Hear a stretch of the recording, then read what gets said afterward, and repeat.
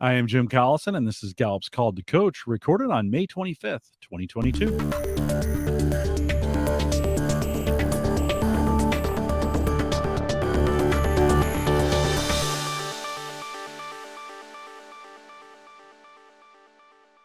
Called to Coach is a resource for those who want to help others discover and use their strengths. We have Gallup experts and independent strengths coaches share tactics, insights, and strategies to help coaches maximize the talent of individuals, teams, and organizations around the world. If you're listening live or on our live page, gallup.com/CliftonStrengths/live, there's a link right above me to our live page on YouTube. Click on that.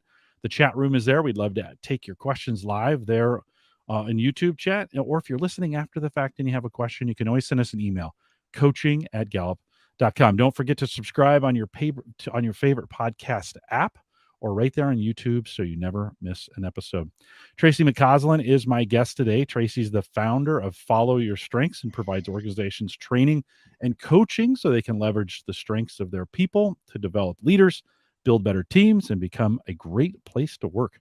Tracy loves working with people who are looking to dig in, and we'll talk a little bit about that today, and do the work to learn and grow. She's enjoyed partnering with over 3,500 individuals in Fortune 100 organizations, nonprofits, K-12 schools, and higher education institutions. Tracy does have a master's in counseling and psychology from the University of Kansas and is a SHRM Senior Certified Professional. Her top 5 are CliftonStrengths top 5, Individualization, Harmony, Maximizer. Ooh, I like that one. Learner and Belief. Tracy, welcome to Call the Coach. Okay. Thanks, Jim. Good to be here. Great to have you. And I read your bio, but when people read bios, they kind of check out. It's better to hear it from you. Give us a little bit from your little elevator pitch when you tell people, hey, tell me about yourself. What do you tell them? Yeah. I think just high level, my background's in HR and psychology. I'm, passionate about creating better places to work. I think we spend a lot of time at work. And, if anybody's ever experienced, like I have, being disengaged in a workplace, it's just a real bummer. So, I like to work with teams and just give people the time and the space to get to know each other better, to be honest, and look at each other maybe a little bit differently through that strengths-based lens. I've been doing this since 2014 was when I went through the certification at Gallup, and I was fortunate enough to learn from Heather Wright, who's awesome, and Kurt Liesfeld. And when I went through the program, I didn't know it would turn into a full-time gig, but here it is. Here I am. What is it? 2022. 8 years later, and I've never done a job for 4 was my longest before. So this is like double, which is starting to freak me out a little bit. But I'm enjoying it and, love the strengths work. And I think it makes a difference. Mm-hmm. We had talked a little bit about pre-show. I've never done anything jobs very long. I think as we get older, maybe that gets a little easier as we kind of discover some of those things that we're better at, maybe put ourselves in different roles to be able to get that done. 8 years since you took your initial training. We had you on a while back because you're a cancer survivor. And so we talked a little bit about kind of a strengths-based approach to that and what you did. Can you update us on your own physical health since we talked about that the last time you were here? Sure. I think you had me in May of 2018. And actually, it was just 2 weekends ago was the 5-year mark. So I was diagnosed May 15th of 2017. It was Mother's Day weekend. And, I almost thought maybe I should get those great big balloons, how they have those big balloons of numbers, and put a 5 back here. But kind of feels like some people call it a cancerversary. Um, it it felt kind of good to hit that 5-year mark. I just go to the doctor about every 6 months in Iowa City for checkups. So far so good, fingers crossed. But yeah, I think, you know, sometimes I go both ways. Like sometimes I'm like, I'm good, I'm fine, I'm normal like everybody else. But then then there will be things that remind me that I am still dealing with, the ramifications of having, and I had breast cancer. Um, I mean, I take a pill every day that I'll have to be on until December. It's called tamoxifen, and just Mhm. frankly, it kind of sucks. But Yeah.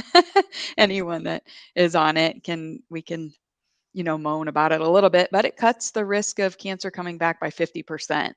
Mhm. And I don't have analytical top 10, but I know that that's a number that you're like, I'll take a pill and have some hot flashes and maybe be tired every day for 5 years if you can, reduce that risk. So, Yeah. but You yeah, I'm know, good. Thanks for asking. I understand. I had a little prostate cancer scare myself. It's kinda not a matter of if, it's kinda when at this point, but it does, I think it sets some priorities for you when you have those kinds of events happen in your life. It's a marker, right? You remember May 15th? You Yep. remember what year it was? It kinda sometimes it sets a marker for us. On the other hand, you think you can go back to your 2014 time with Heather and Kurt, right? And talk about how that changed things for you. And of course, those 2 worlds collide a little bit. Since then, you've had some other, I mean, some pretty stressful things. We, of course, have gone through a pandemic, but you've had some other stressful things kinda happen in your life. Talk a little bit, if you would, just talk a little bit about that, over here over the last couple years. Yeah. And I told Jim this before the show. I've been nervous the last couple of days. Like, I don't want to come on here just, hey, welcome Debbie Downer. Yeah. And Wah, wah, wah. like, and sometimes in training, obviously once we've built up strengths and it might be, a second or third session, we're talk about weaknesses, but I do put a slide in. It's like Debbie Downer's face from Saturday Night Live. So, Yeah, yeah. um, anyway, so I'm not trying to do that, but it is just kind of been the reality of our world. I've just got a great family, and I can't see if my mom's on here, but she said she was going to join. So, hi, She can mom. type in the chat that she's here. In fact, why doesn't everyone, Tracy's watching the chat, so why don't, if you're here, just check in so she can see who's here. Just put maybe where you're listening from, in chat so she can see that, but, talk a little bit more about the last couple years. Yeah, so I mean, I've got great, awesome parents. My dad just turned 80 in January, and they're celebrating 50 years of marriage in June, and we're having a party June 24th. And mom, she's very sarcastic. That's how they show their love. And she's like, don't print those invitations too soon. Like we Mhm. haven't made it to 50 years yet. But anyway, and my husband Kent and I have been married 2004, so about 17 years, and he gets along great with my parents and sister and her husband, and I've always gotten along great with Kenny's mom and dad and his sister Amy and her husband. So we've had just really fun memories as families, kind of coming together through marriage and holidays and the kid, going to the kids' performances and sports stuff and uh and just, yeah, a lot of love there. And so Jim mentioned the pandemic. That, definitely shook things up in my business. We can talk about that later. But then we really got the wind knocked out of us in September of 2020. My mother-in-law just passed away unexpectedly. Mhm. Um, she had been a caretaker for her husband, Bill, who was battling dementia, and he had lung cancer at the same time I had breast cancer, and his grandkids joke that he had 9 lives. I mean, he just it was like lung cancer, no big deal. Ring the bell, Bill's out. He just kind of kicked a bunch of things to the curb and just kept on keeping on. But Linda really was an amazing caregiver, and we know the stress and the toll that that can take on somebody. And it's just so sad thinking about the pandemic. And Bill was in a nursing home at this point, and the very last picture of them together is them holding hands like this through the glass shield and Mhm. through those gloves. If you ever saw pictures of people doing that at nursing homes, Mhm. and she's just beaming, being there with him, even though it was just through that glass barrier. But she would get to see Bill when he'd go to get his infusions, and he went to the hospital locally on a Monday to get his infusion. So that was really keeping him alive. And she had, a minor heart attack there. Mhm. They said she had a heart attack, and they call it. I'm blanking on it. Um, if someone in chat can help me out, but it's when you're overwhelmed of emotions of a loved one. Mm, Broken heart syndrome is mm, what they call it. okay. So she had both, which is, I mean, she was just like the epitome of an amazing caregiver. And anyway, they checked her out Wednesday, so kept her a couple days. At first, they didn't think it was a heart attack, and they're like, "You did have a minor heart attack, but we can't stent it. There's nothing to do." And I picked her up on Wednesday and drove her home, and then went and got the kids, and we got dinner and balloons and roses, and Grandma Linda's home. And I said, "Do you want them to come over?" Because this was still like September of 2020. "Do you want them to be in the house?" She's like, "Yes, I need this. I need to, be with all of you." And we did that. And then that night, we all hugged and said, "I love you," which we didn't always do. I mean, she lives half a mile from us, but it was just like big hugs and "I love you." And then that ended up being the last time that we saw her, was Wednesday, Mm, because Thursday my son had a COVID exposure, and so we weren't going to take him over there. And then Saturday she got up and went to the farmer's market and went to coffee with her girlfriends and bopped around and texted us, "Hey, I picked up a pumpkin. I put it on your back porch." And I was like, "Oh, thanks so much." And then like at 12:30 she was walking her dog, and I mean, really died mm, right with her neighbor right in front of him, and there was nothing to do. And it was just like I've yeah. said more than I planned to. I didn't really rehearse any of this and don't have notes, but it was awful. Like, it was just awful. And I think, her friends and family and loved ones would agree, because she was just freaking awesome, as a person. And so it really took people around here. We're in Waterloo, Iowa. I mean, like, her girlfriends that are golfing. I mean, one of her golf mentors is 16 years older, and she had people older than her at the coffee that morning. And they're like, "What?" Because she Mm, had just been active and healthy, and again had filled that role of caretaker with Bill. So, it was just awful. And then on Monday, Bill's kids came to town from Minnesota, and you know kind of evaluated the situation at the nursing home, and they brought in hospice, and he died the next weekend. So he mm, died 8 days after she did. So my mm, kids lost, grandma on a Saturday, and their grandpa Bill the following Sunday. And that's just a lot of loss, in a really short time. mhm, And my husband had just wrapped up there's so much work that goes along with loss. I'm sure anybody watching knows this, of paperwork, and you start getting their mail, and their homes and things that we were working through. And then he just kind of had finished like the business side of loss. I hate describing it that way, but in December. And then he went on a little golf vacation to Arizona late January of 2022. And my husband Kent landed on Saturday, February 5th, and we get a call from Las Vegas coroner that his dad had died at his home in Las Vegas. mm, And he was just waiting for a ride to the airport to come back to Waterloo. And they mhm, pulled up, and the guy Mike is awesome in the community. He takes us all to and from the house when we land or go back. And he pulled up to Mac's house, and the garage door was down, and he's like, "This isn't good." And he got his neighbor, and he had passed in his bedroom. Just, mhm, so I think it was two. I mean, my husband and sister-in-law lost their parents, who were awesome people, in 16 months. And mm, then Linda's husband, Bill. And so for, me, I lost three in-laws in 16 months. My kids lost three grandparents. I mean, it's just a lot, you know? mm. Um, so I'll stop talking Yeah, and no. get your thoughts. Well, listen, I appreciate you sharing that. Oh, because that is, sometimes we spend a lot of time on Called to Coach talking about all these success factors and all these things we did to be successful, and that's all great. But life is real, and these things, I recently lost my mom, and these things are real, and so we have to live in them. Right? We have to be they're going to affect us in some way. And I think, like our like where we work or what we do or how we choose to handle situations, we come at these kinds of situations, especially in crisis. And we spent time with you, it's thinking through this stress of cancer that you had and how you approached it. I think so I was really anxious to talk to you about this with just losing my mom myself, of like, how do we approach this? How do we approach loss, stress?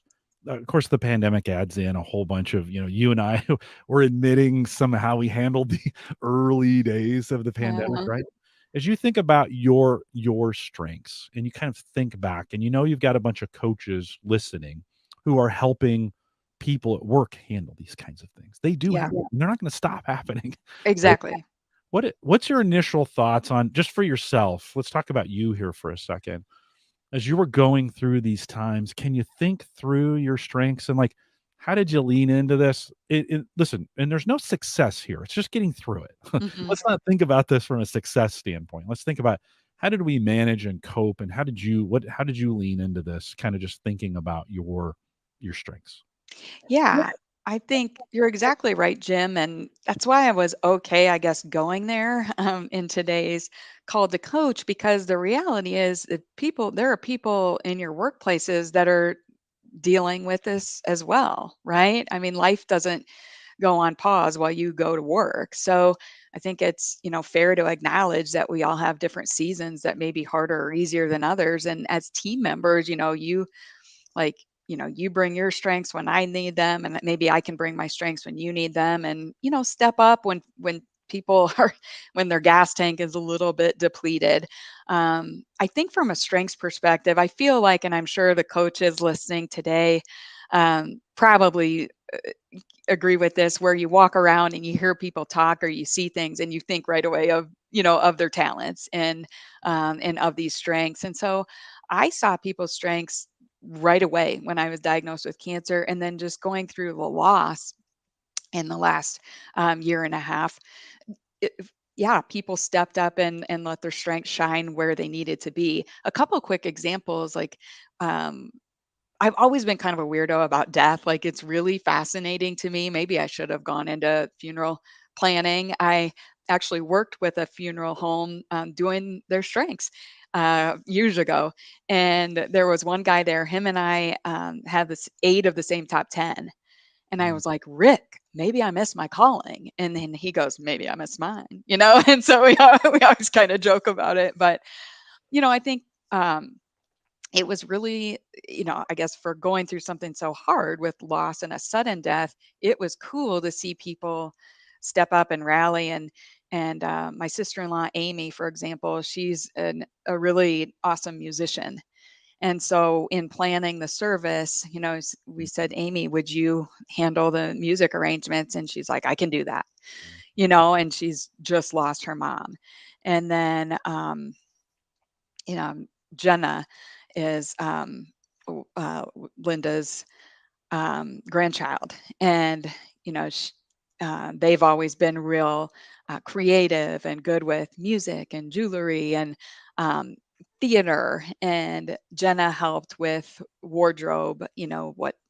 What should Grandma wear, and what color of nail polish and lipstick, and all of that. And my husband's got strengths like analytical consistency, intellection, harmony. We both have, and he very much runs like this. And he was a rock for the family. Really the one making critical decisions, kind of running point on a lot of communications and back and forth with the funeral home. And so him and then my brother-in-law Ryan were very much like steady, logical rocks for the family.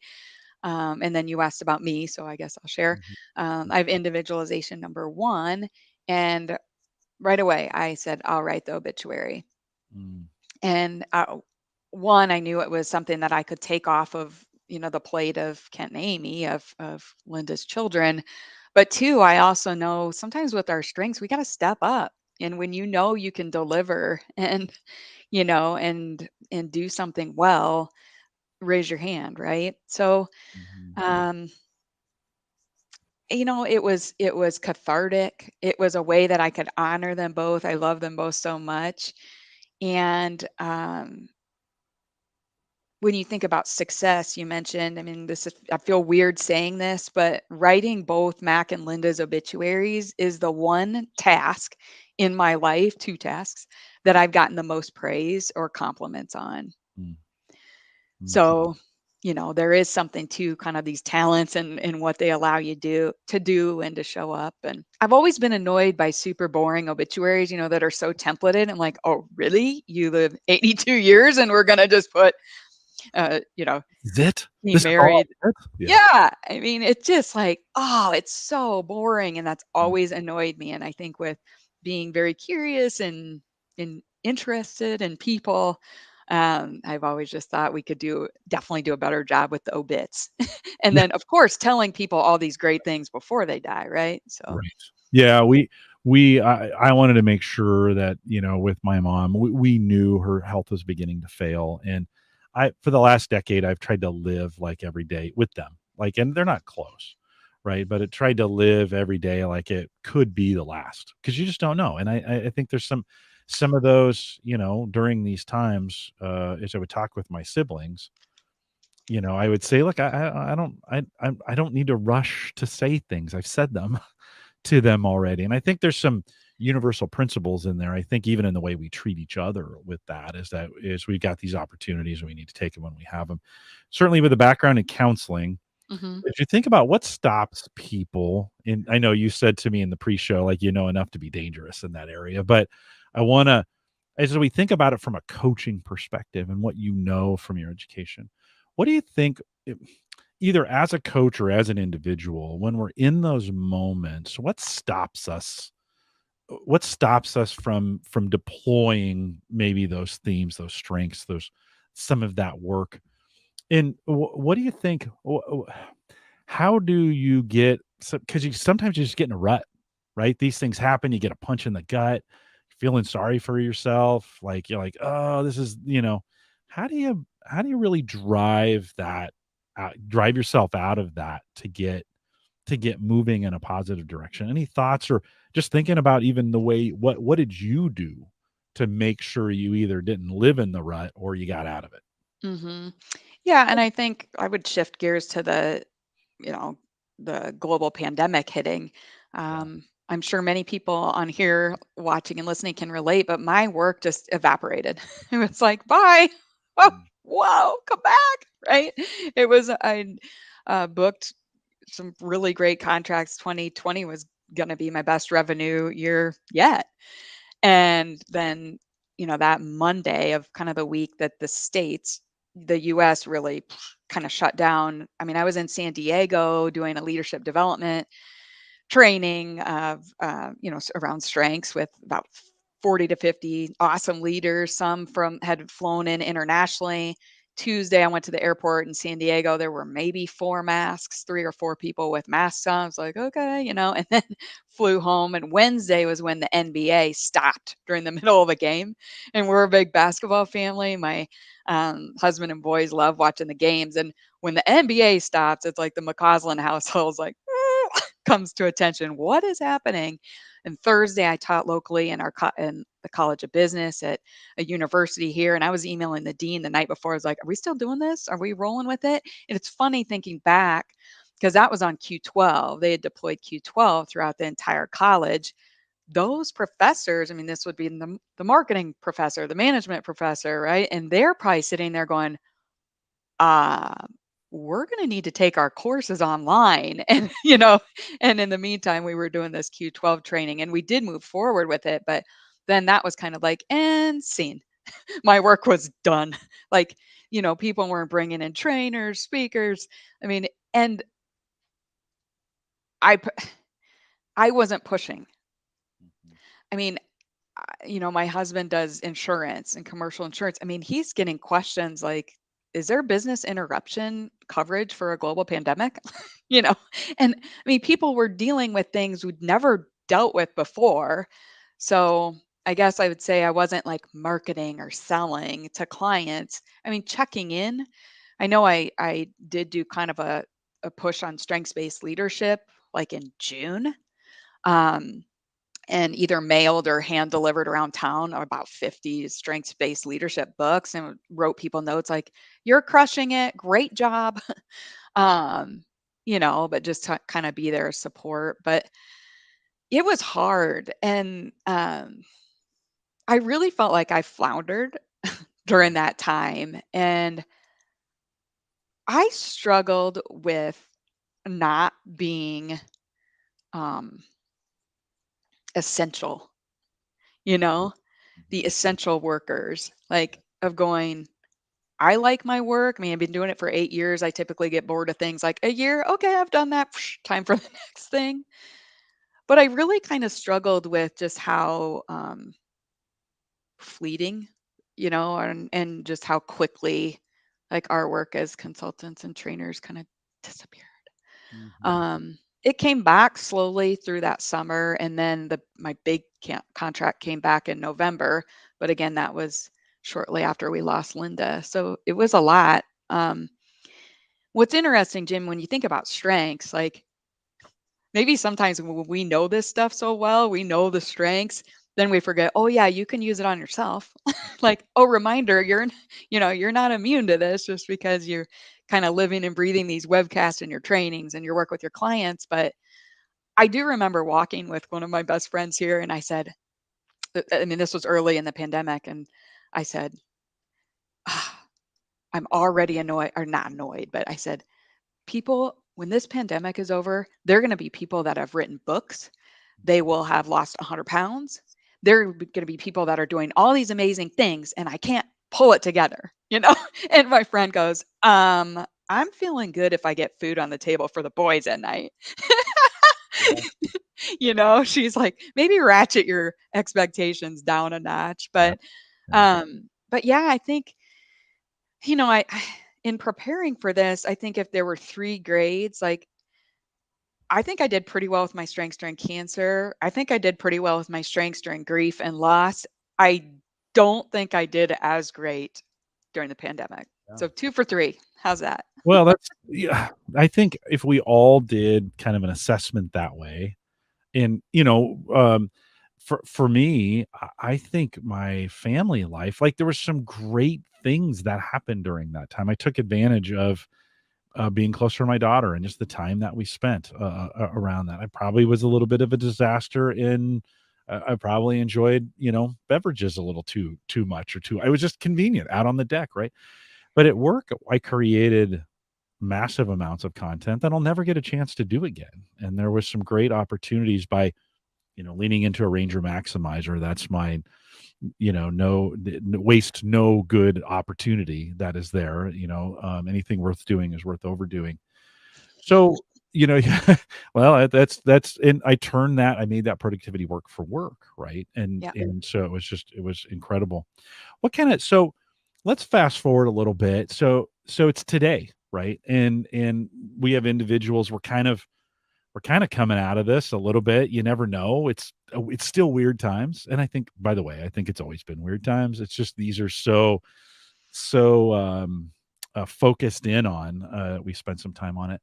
Knowing what what do you think what kind of advice? Because we had Brent on and we had Maureen on and we had Charlotte on. We've been talking about these. What have you learned about that today? What do you think you would want to pass on to other coaches, to other individuals, to just say, here's what I learned and here's how I want to move forward? What kind Hmm. of advice would you give them? Yeah. Y- I do think it is turning back on your strengths, and sometimes it's just as simple, almost like a filter of going right, through your dominant talent themes. And I got in a little bit of rut even January of 2021. It's just like, uh, uh. I do get a little. I think consulting is good for me because there's a variety with people and clients and places that you can typically travel. And I think that was weighing on me, is like the lack of face-to-face training, the lack of traveling, seeing something different. Um, but I thought, well, go through your strengths. And learner for me was one. And I thought, oh, well, what, just like if you're coaching somebody or in a training, what action could you take? And I took my Audible, I listened to books, and I took it from 1 credit to 2. So I paid a little bit of money. It was an investment. And then now I'm thinking about taking it even more, because that, gives me energy and gets me going. And then that kind of can translate into like you said, get out of this rut, move on, but always kind of coming back to the strengths piece. So I don't know that it's that I've got any, great advice. Um, I think, I listen to all of the people that you mentioned, Charlotte and Brent O'Bannon, and Charlotte's a good friend, and Maureen, who's awesome. So I listened to theirs and was like, whoa, they came prepared with, here, let me go through 12 tips and let me go through. And I didn't really do that for today, but leading up to today gave me a chance to reflect back on my business from 2014 to today. And I would say, people listening, if you do this type of work or if you're running your own shop, do that. And I've done it more frequently than once every 8 years, but it is a good exercise of going, oh, I've done a lot, or I've made a lot of improvements, or what I was rolling out in 2015 looks a lot different than what, clients are, receiving today. And so I think that was a pretty fun exercise, just preparing for today, to say, you know what, like my first training, I just got an LLC. I didn't have folders. I didn't have business cards. Hadn't even like named. Oh yeah, I guess I just named my business. But the person that hired me happens to be a really great friend of ours. And he was like, T-Mac, I know you. I trust you. You know, do your thing. And so it's just kind of funny looking back and how excited I was when I got my first one pager created and folders that I could bring to workshops, and so kind of, I think I sometimes struggle with the loneliness side of doing this and not having a boss or somebody to go, oh, good job, pat me on the shoulders. So I think if you're independent consultant, trainer, coach, do some of the reflecting, and where oftentimes, like with Maximizer, I'm always looking forward to get better, like Maximizer and Learner. I'm trying to get better, to learn and grow and make this year better than last. And that's great. It just can get tiring. And so it's good to kind of say, oh, yeah, the proposal process has come a long way, or, these things. But I will say one thing I did do, Jim, I didn't over prep, but I quickly on my phone this morning, I was doing mock interviews at the junior high, which was super fun. I saw a bunch of my son's friends. I didn't see my son, but um, there's been a lot of bad stuff, a lot of bad things in the news, and today's pretty tough after another school shooting in Texas.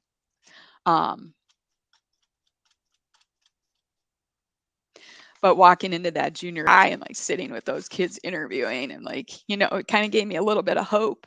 And I wish that, the adults and the leaders, so-called leaders, would do better, could do better, that we don't have to wait for these kids, right? 8th graders. But anyway, I derailed there. That was a sidebar. But in between those interviews, I made this list. It's like all these people that have helped me. It's just like this list of, you're on there, friends at Gallup, and Adam and Heather Wright, Micah, Jerlene, Kurt, and Roseanne. Friends that I've met in the coaching community. Some of you out there now on chat. Bria, I saw you out there. Awesome. Mentors, I've worked with our local small business development center, which has been really cool. Great consultants and people that can help there. If you're not looking into, if you have a small business development center in your state, which you do, the resources are awesome and they're free. I've hired paid consultants. Had somebody first that she was asking me, I was having her help me decide what to charge. I had no clue, but I paid somebody to help me work through that. I hired a story brand consultant. That's a great book for marketing, Story Brand by Donald Miller. And then I had a paid consultant that helped me create my website using that framework. I've got multiple paid coaches. Christy Hegstad is in Des Moines, Iowa. She's awesome. Maggie Jackson is my organizing coach. She's got a business, The Organized Life, but she just retired it. But her number one strength, of course, is discipline. And so she helps people like me that I'm always coming in hot or flying by the seat of my pants. So she helps me organize. Just like mentors from ICF and SHRM and, intern that I had, Callie Reed, was the bomb in 2016 helping me, but it's just like, wow, it's been fun to reflect on, to be able to go out and do this training. There's all these people that kind of helped get me to this point in 8 years. And of course, my mom, we call her the PA, personal assistant, because she's really good at things that I suck at, like mail or laundry. She even went to a career fair with, not a career fair, but um, a booth, an exhibit booth when Tom Rath keynoted in Des Moines, and Mom and I were working the table together, and that was really fun. And even my son, I've had my son, I hate doing like the prep before a workshop, like putting things in folders and blah, blah. So I've paid him and his friends, here's $5, do this for me, So that might be a little bit of advice. And I think in the report on Harmony, it's maybe not one you would think of, but Harmony talks about leveraging experts. And I know I'm very clear of what I'm not. And I think as strengths coaches, once you meet more people that have these strengths that are lower on your list, you're like, dang, I'm really not that. And, so I think thank you to everyone I just kind of rattled off there, but it's just like get some help, just like practice what we're preaching of, Mm. the things that you're okay at, somebody else is amazing and better than you. So that's taken time though. And I realize you got to have revenue coming in to do that. Right. So I couldn't start out of the gates and be like, I need an assistant. But I'd say build up to that. We might have some coaches listening that are also embedded in organizations where they have a support structure in their organization and may or may not, they may need to reach out and develop that support structure inside their organization to get that done. Listen, I'm intrigued by this list. What because I think there's great value in lists. And I don't think there's one theme that does it that creates that list. But as you think about your strengths and sitting down and writing out that list, what's driving that for you inside? Because I think it's a super valuable for everybody. It'd be a super valuable exercise. I may do it tonight. Like I'm intrigued by it, but how do you think you approached it? Yeah, I think with individualization and maximizer, and you've done the research that those are the two most commonly found themes in people that do this type of work. They're not the most commonly found strengths globally, but I guess I'm good at seeing other people's strengths. Mm, Kind of mhm, feel weird saying it, but I am pretty good at that. And once I have people that do things better than me, they probably want to run away from me, but I'm like, oh yeah, you're gonna do, helping with that, and yeah, I think that's probably what drove it. Um, and then I do have this desire to just each year get better and better, and I've been doing some new things with my business, and it's kind of fun to look back and saying, oh, you're doing this now, and you weren't doing that 5 years ago. So that learner talent for me, I think, kind of is that engine to keep growing and getting better. mhm. I love that thought. I've talked about this before on Called to Coach, but there's a biblical term called an Ebenezer. They would set up just a pile of rocks to remember something. And I think sometimes, we do things now in the corporate space, little awards or those kinds of things to remember these moments that we had, these successful things or these things that one will remember. And or you can just go in your backyard and pile up some rocks if you want to get it done that way. But I think this list writing for you is I heard you reading these names. It wasn't just who who helped you today, but it was you went back 10 years. You went Yeah. back 8 years and said, "Hey, all these people have been a part of my life." We have this board of directors exercise it's part of the training and the Yeah. learning that our certified coaches go through.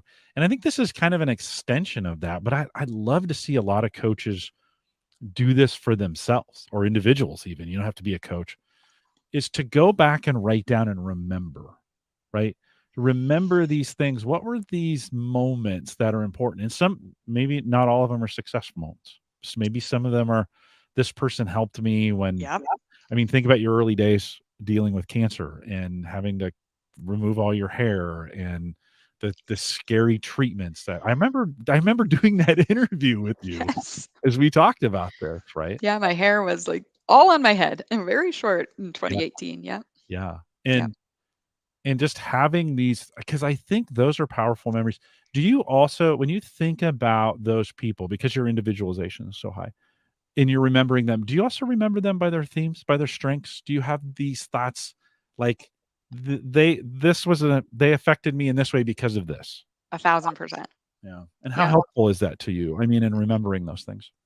It's like I said, I mean, I just think when I teach, I'll say I have contacts, and you've got your glasses on. It's just kind of, they help us see. And in the morning when I wake up, I can't see anything. But I think about, obviously, strengths we talk about as lenses or filters. But I just say to people, this is the way I wake up in the morning. And we all wake up a little bit differently, see things a little bit differently. But I've always got kind of the lens on people and the people side of it. And I mean, I'll fire off some quick examples, but the appointment where I had my mammogram, I had a mammogram, and then they must have like like, I don't know, some code or something, like, we got a live one here, and it was like mammogram, ultrasound, real long ultrasound, and then they did biopsies right away.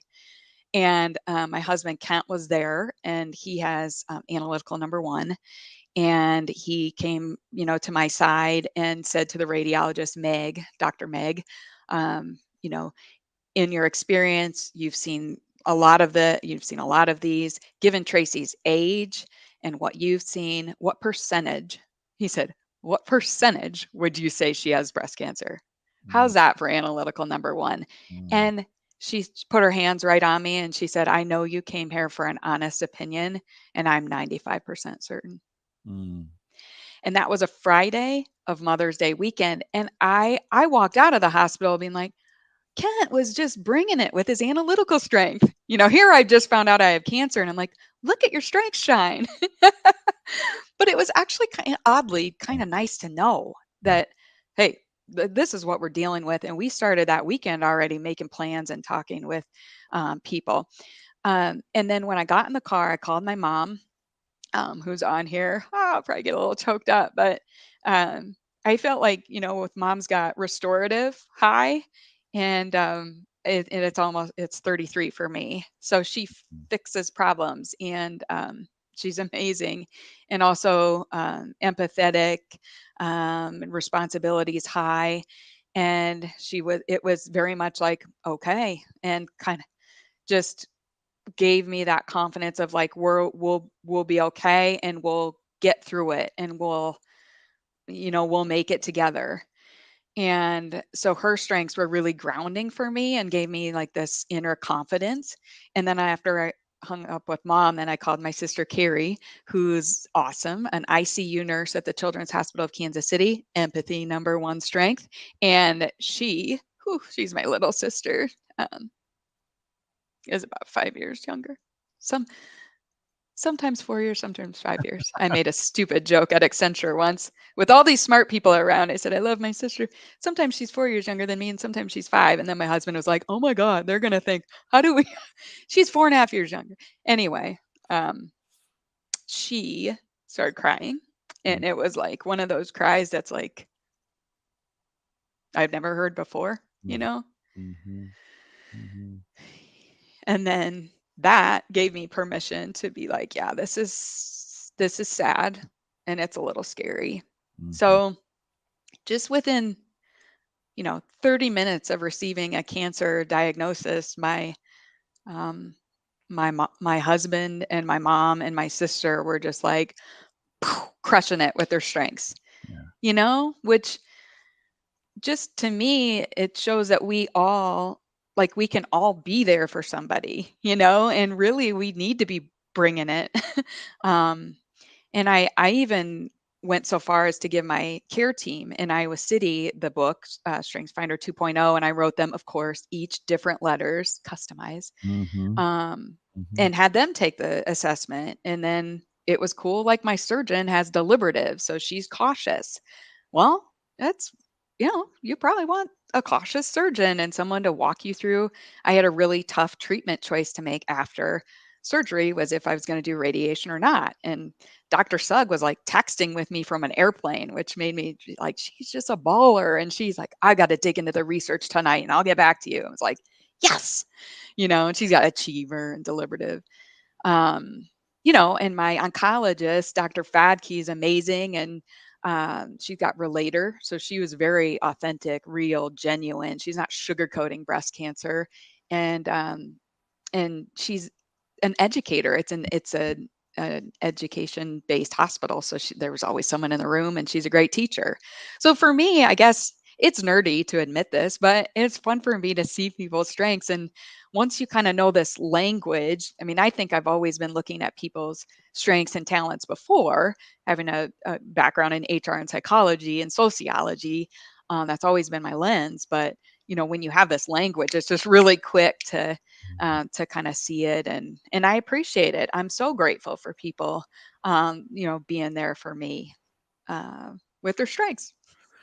Lisa in chat room says she loves hearing about these partnerships. And I think, this is kind of a clinic a little bit on how important these partnerships are. It's fun to hear your individualization come out as and remember all of these things about people. It's super helpful. I don't have those skills. It has to be at a high level, but I can handle hundreds or thousands of people at a time type deal. Yeah.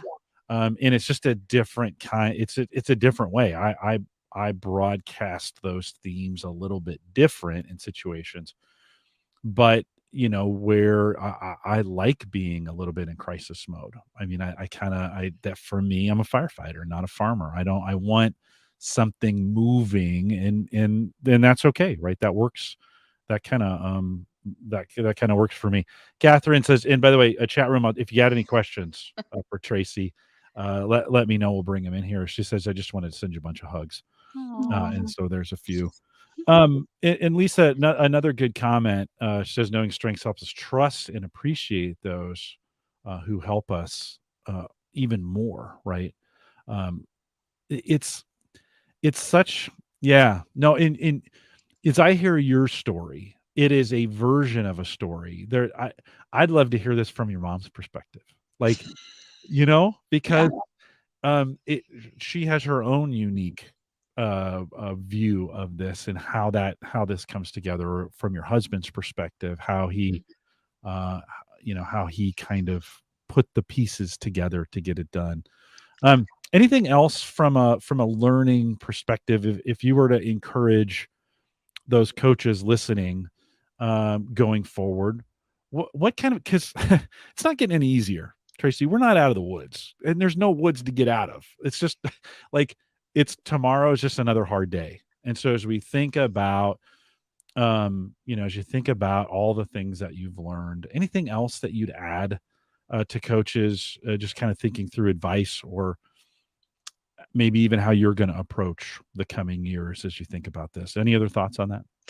Um, it's not going to be a great direct answer to your question, but I just started writing a bit more and sending 2 emails a month. That's a big commitment for me. Consistency is pretty low for me. I don't do much of anything the same every day. Or anyway, so don't take that advice from me. Marketing experts would say you got to do that every week. But anyway, for my next one, I'm going to write about some advocacy work that my husband and I recently did. We joined a team of women locally here, and we went to Washington, D.C. late April and did advocacy work as part of the National Breast Cancer Coalition. And you could probably tell from earlier, I get a little frustrated with politics. And for me, it's a simple reminder. I have belief number 5. So for me, it's that simple reminder of like, hey, you've got this purpose engine, and kind of this mission and serving engine. And I also was able to take the time and afford a hotel room in Washington, D.C. to go advocate on behalf of people, that have stage 4 breast cancer, don't have access to care, even to a system that they paid into. And some have to wait 2 years before they get medical treatment, when on average, once you have stage 4 breast cancer, you only live 3 years on average. My amazing neighbor next door, Sharon Jewin, a local legendary leader here in Waterloo, just passed away, and she lived 12, but she was an anomaly. Um, but I think I'm finding myself going back to these reminders of strengths and being like, use it, use it, use it, just it's kind of that practicing what practicing what you preach. And I got a little off. What was go? Tell me again what we're Any other talking. any Like, other any other advice that you would give to coaches? We're not out of the woods. There you go. Did you get it? yeah. Okay. And so for me too, I think with this writing that I'm doing, I'm going to fold in like that Washington, D.C. trip and a little bit of the advocacy work. But we started playing the song We Didn't Start the Fire. Mm. Remember Billy Joel from the 80s? Yeah, yeah. And we played it for the boys because I've got two boys, 13 and 9, Jay and Casey. For spring break, we did a road trip. We just drove to Memphis and they got to do the NBA game. We went and saw John Morant playing. It was awesome. And then I got to take them to Graceland, which is Elvis's home for anyone that's not up on your Elvis history. Um, but anyway, they kind of liked the Elvis thing after that. So we played this song, We Didn't Start the Fire, because of Elvis Presley Disneyland. And he goes through all of these big things in history. Yeah, And it's like, we didn't start the fire. It's always burning since the world's been turning. yeah, And honestly, my little son Casey's pretty musical. He's like, this song's really catchy. And I think I'm just going to throw it out in the newsletter because, of just as freaking hard as everything feels right now. And, certainly people have had their own experiences through the pandemic. Um, not only a global pandemic, but with social justice and racial reckoning and workplaces being flipped on their heads, all kinds of things. And then, oh, by the way, we're all living our lives. Like you lost your mom, and I lost in laws, and people are having their own health crises. Like things are happening in the midst of this.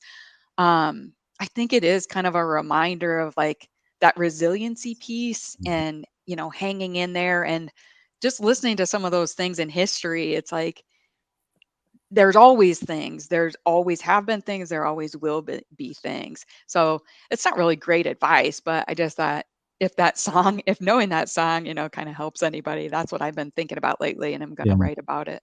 I appreciate that. I hear perspective in that. Like, Yeah. I think sometimes we think yesterday was the worst day ever. And not that it wasn't, but there were days before it that were bad too. And that's the world we live in, right? And there's some Yeah. great things. I think for a customer, we changed the song that to We Started the Fire.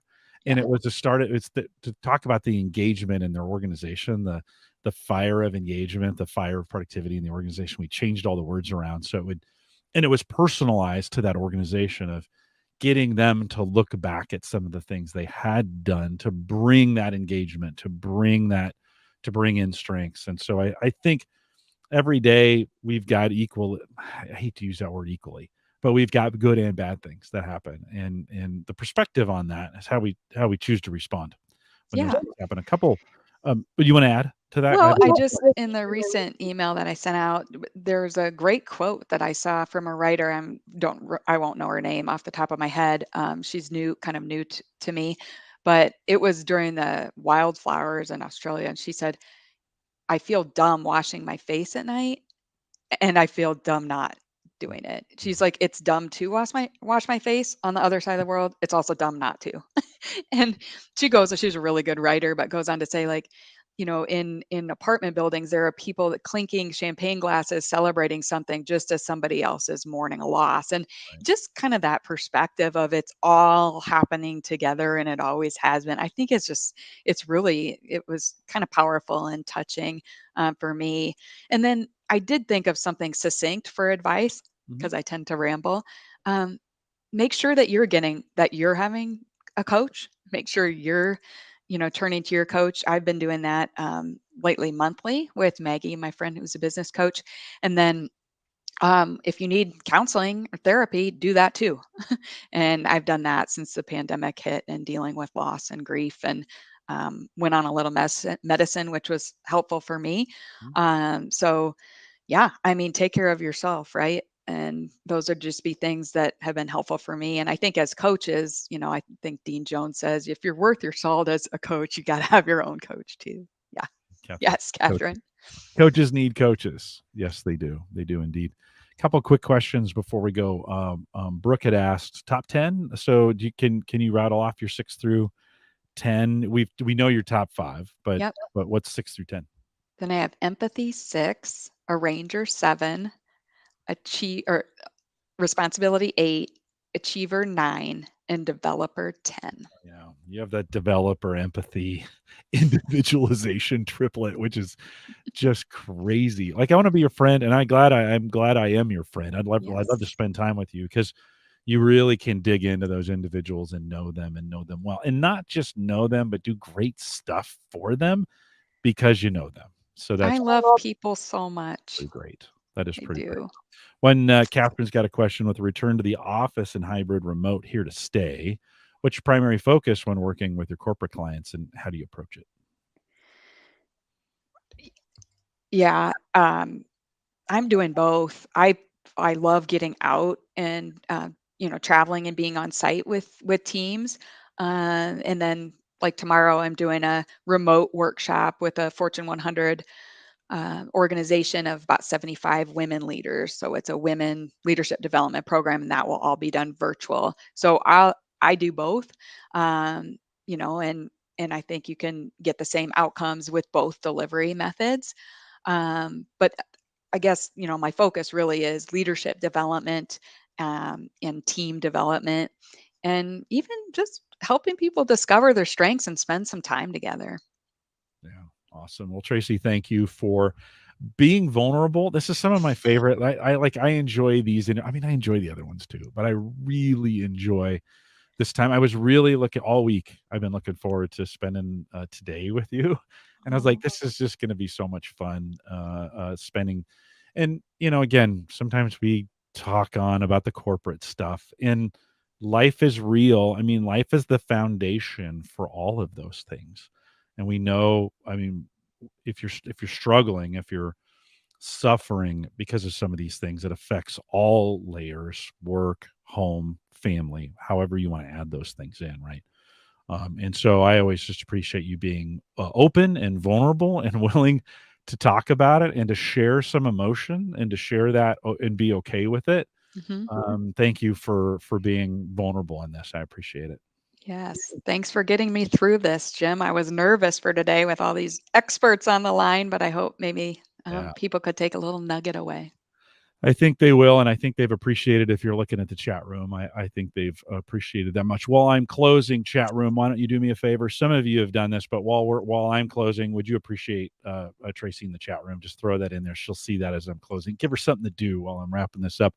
With that, we want to remind everyone to take full advantage of all the resources we do have available now in Gallup Access. Head out to gallup.com/CliftonStrengths for coaching, master coaching, or become a Gallup certified strengths coach like Tracy is. And if you want to be a part of that group as well, head out to, or send us an email, coaching@gallup.com. We'll get somebody to get back with you on the details, stay up to date on all the webcasts that we're doing. And slowing down, I'm taking my own personal break this summer and slowing down the webcasts just a smidge so that I can get a little bit of that time. But you might be listening to this years from now. And so gallup.eventbrite.com if you want to see what's current.